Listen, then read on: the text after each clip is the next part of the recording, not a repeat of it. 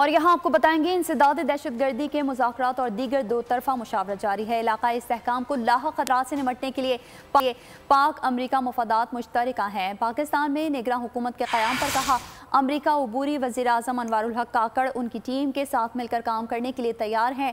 हम बाहमी दिलचस्पी के शोबों में पाकिस्तान के साथ शराकत दारी जारी रखेंगे। पाकिस्तान में जमहूरियत और कानून की हुक्मरानी देखना चाहते हैं। तारीख का अमीर,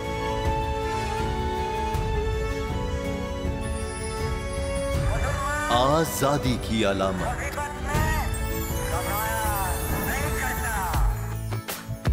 हुस्न का आईनादार, फिक्रो नजरिए की अक्कास,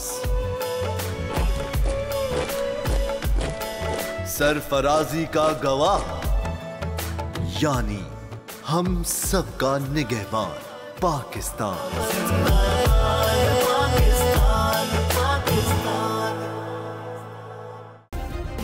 सब्सक्राइब करें और बेल दबाएं ताकि कोई खबर रह न जाए।